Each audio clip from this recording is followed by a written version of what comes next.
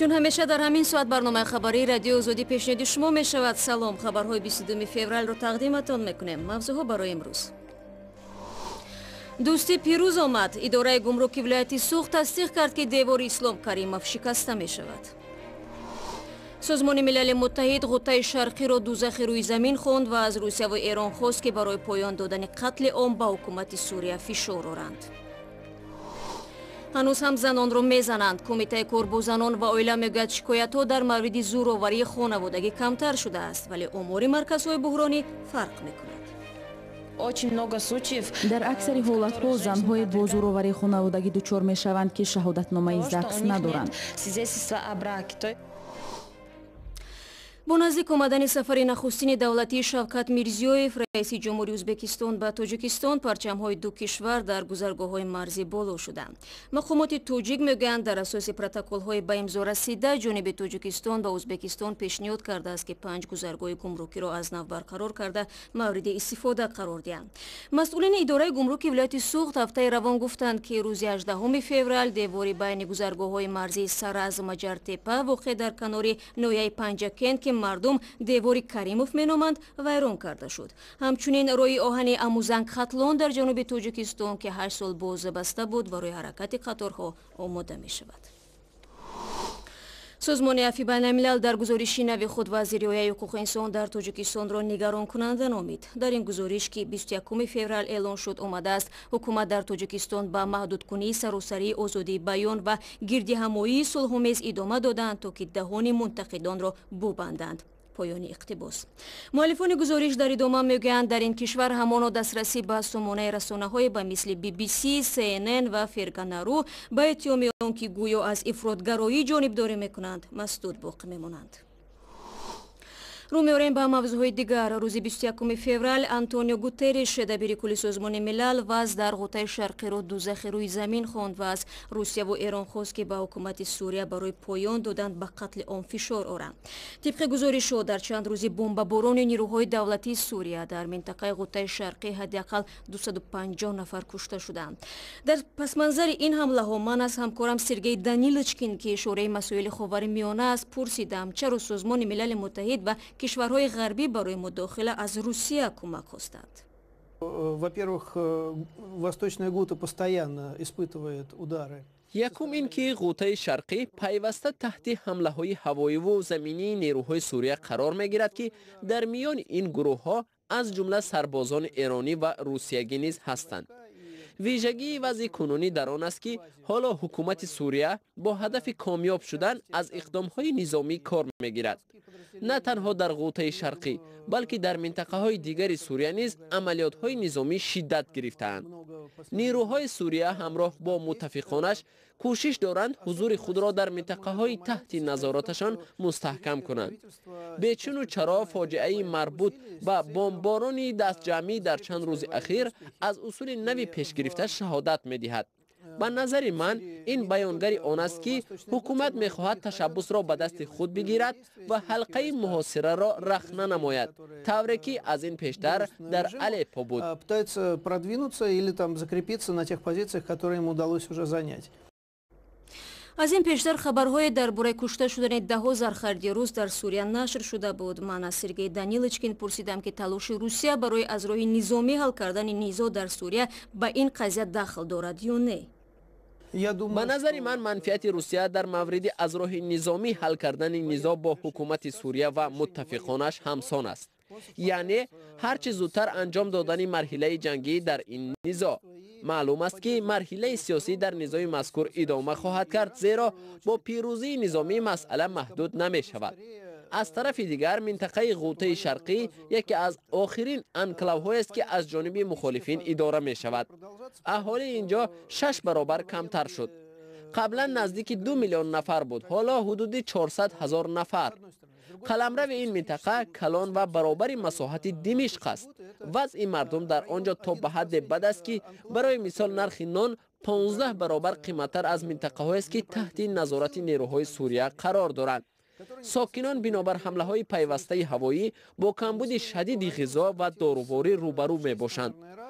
برای حکومت سوریه این منطقه اهمیت خاص دارد. حکومت کوشش دارد مقاومت را در نسبت خود از بین ببرد. زمان غوطه شرقی از طرف ائتلاف منطقه امن اعلان شده بود. از این خاطر صدا دادن نظرها درباره آن که باید تا به لحظه پیروزی در این منطقه مبارزه را ادامه داد غیر منطقی است. در رابطه با احتمالیت قصاصگیری روسیه برای تلفات سربازانش در سوریه که این را روسیه اعتراف نمی کند و میگوید که این تلفات کشورهای سوم است بی اساس می باشد، زیرا غوطه شرقی که در آنجا اکثرا اهالی آسایشته زندگی می کنند هیچ عمومیت با مشکلات سربازان روسیه که در دیگر منطقه ها اتفاق افتاد ندارد. شکل کامل این صحبت و خبرهای آخرین در رابطه با تنش‌ها در غوطه شرقی را میتوانید در سامانه ما www.azodi.org و آزادی ویدیو یوتیوب پیدا کنید. در شهر کۆلۆب تحقیق حادثه خودکشی سرداری دورایی و ستاد فوق‌العاده این منطقه ادامه دارد. جسد عزیزمد یوسوف 35 ساله را 19 فوریه از بند دور در تهخانه منزل اجاره‌اش پیدا کردند. ولی پیوندان یوسوف به خودکشی نمودن او باور ندارند. جزئیات بیشتر در گزارش تایری سفر. همین بچه را همینجا دیدیم در همین سیم اما خیلی نمولاقتی نه اما خیلی کشور این هم خیلی سوداریه این هم خیلی اینجاش در زمین پشت چی نیجاش خیلی اینجاش جزیر بود یکم اونجا خیلی جان وقتی جان بودی یکم خیلی تفلی خیلی خروشدگی نه یکم پایین هم خیلی واردگی هم خیلی بوند هم خطق هم خیلی بستگی در همین سیم در پتالوگ نیست در همین سیم هم خیلی بوندگی بود لینگوش اینم تا دستوش هم خیلی بوندگی هم خیلی معامل ادامه دیدیم اونجا. جسد عزیزمد یوسوپوف سردار ستاد حالتهای فوق‌العاده کۆلۆب را روز 19 فوریه در این تهخانه یافتند. به خانواده ماتم زده افسری 35 ساله گفتند که خودکشی کرده است، اما کسی باور ندارد. ما گفتم از پروکرور ما باور نمیکنم. چیکار؟ ما همین پروال همین خبر بخشنده پروال همین خال. پس سال میزنه سیمی خیلی اسمی شاشه.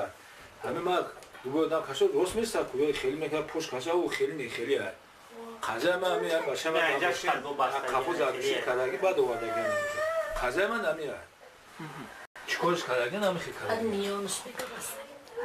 همسرش نیز به فرضیه خودکشی باور ندارد، هرچند میگوید رفتار شوهرش اون روز معمولی نبود. همین درآمد خانه و دختر چند کاره بود همین کش سرش گرفت. دختر ما مچکش کرد بچه ما همین مچک کرد. وقتی همین خانه دامد همین لواش دنداناش قطعی همین یک چی کرده لبنش بیزو بیتگی کرد. گفت که جوابان تست دۆزах خوش بعد خیر رفت دیگه تو سریع نیومد. کاپیتان سابقه‌دار کمیته حالت‌های فوق‌العاده که سپاسنامه‌های زیادی دارد به قول پدرش به کارش صادق بود و شکایت هم نداشت. پدر ما بچه ما فرزند حکومتم مرا ایران نمیتونه گردوند. مقامات انتظامی کۆلۆب که مرگ عزیزمد یوسوپوف را تحقیق میکنند میگویند او بعد جنجال با خویشاوندان همسرش خود را کشته است. طبیبان میگویند تشخیص جسد هم وجود مشروبات در ترکیب خون او را نشان داد. برای همین تمرکز مقامات سر فرضیه خودکشی است، اما خویشاوندان به فرضیه خود پافشاری دارند. من امروز بچه من مرده. امروز بچه من دیگه نمیگردن نمیوه. نگه کسی کده در چارچوبه خانون آدم بیوه ببینم. بعد میگم دیگه دوا نمیکنم. اول ببینمش. بعد من به یکم به خدای طلا میسپارمش. دویم به همین ارگان میسپارمش که بچه دولت بود. جزاش دولت بود تحصیل. тавре ҳам шунидем хушунат дар оила чун яке аз фарзияҳои қасд ба ҷони худ кардани азизмад юсупов садо дод. зибнан зӯроварӣ дар хонавода яке аз мавзӯъҳои ҳассос дар тоҷикистон аст ки дар аксари маворид оқибатҳои нохушро дар пай дорад. ахиран кумитаи занон ва оилаи тоҷикистон эълон кард ки дар як соли ахир шикояти занони тоҷик дар мавориди хушунати хонаводагӣ камтар шудааст. вале масъулини марказҳои буҳронӣ ба кам шудани чунин ҳолатҳо шубҳа мекунанд ва муроҷиати зиёди занонро ба онҳо дар ин замина мисол меоранд. ҳамкорони мо аз аз настаи шиврема ин мавзӯъро таҳлил карданд ва ба дарди дили чанд зани хушунатдида гӯш доданд. робия номи мустаъори занест ки мисли аксар занони хушунатдида намехоҳад чеҳраи худро нишон диҳад. ба гуфтаи ӯ шавҳари собиқаш ҳангоми зиндагии муштарак бо ҳар баҳона ӯро латтукӯб мекард. онҳо кайҳо боз аз ҳам ҷудо ҳастанд, аммо то ҳанӯз шавҳари собиқаш ба сӯи ӯ мушт мекашад. вай барои кӯмак ба маркази буҳронии занони қурбонии хушунат муроҷиат кард.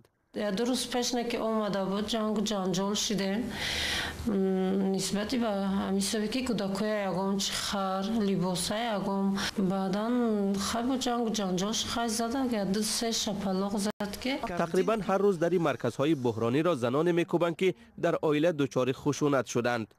ба гуфтаи масъулони ҳамин марказҳо аксари ин занон рӯстоӣ буда ҳатто маълумоти миёна надоранд.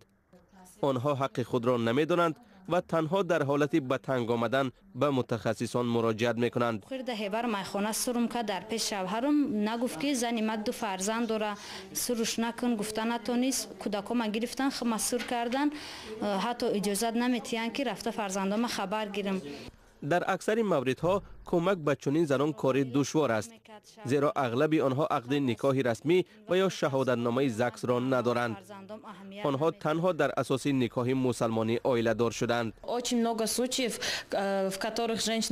در اکثر حالتها زنهای با زورآوری خانوادگی دچار میشوند که شهادتنامه زکس ندارند. از این خاطر حقوقشناسان مرکزی ما در خانه‌های عقد نکاح مشورت‌ها می‌گذرانند و به جفت‌ها قبل از ازدواج مشورت می‌دهند که حتما از ثبت رسمی بگذرند. در مرکزهای بحرانی به زنان حقوقشناسان و روانشناسان به طور رایگان کمک می‌رسانند. در قدم اول آنها جانب‌ها را به مصالحه دعوت می‌کنند، ولی اگر طرف‌ها راضی نشدند کوشش میکنند مشکلی تأمینات با جای زیست را حل نمایند. همچنین برای کسب آموزی زنان را به دوره‌های آموزشی فرا میگیرند و راه پرداخت الیمنت را نیز پیدا میکنند. مبلغ الیمنت ناچیز است. مثلا وابسته به معاش مرد به زنهایی که تا 2 فرزند دارند 130 سومونی الیمنت پولی مقرر شده است. ولی اگر مرد در شرکت و سازمان‌های خصوصی کار کند و زن بتواند که از جای کارش درباره معاش او معلومات نامه بگیرد، تا امکانی از 500 تا 700 سومونی بودن الیمنت پولی وجود دارد. در تاجیکستان چند پناهگاه برای زنان عمل میکند که در آنجا آنها از شوهران بدرفتارشان پناه میبرند. من در زندگی خیلی بسیار مشکلی ها را دیدم، اینکه ولی خرسندم که من جای کار دارم و هم خیلی در وقتی وزبینی من دستمزد گرفتن همین تشکیلات. مسئولین کمیته کار با زنان میگویند در سال گذشته در مقایسه با سال 2016 هم شکایت زنان خشونت دیده کمتر بود. مقامداران سبب این را در ثمره بخش بودن فعالیت متخصصانشان ربط میدهند که خیلی زود نزاعهای خانوادگی را در محلها حل میکنند. عرض و شکایت های سنجیده شده در جمهوری تاجیکستان در سال 2017 1489 عدد را تشکیل میکند که نسبت سال گذشته در حقیقت 1135 عدد علاقه کمتر شده است.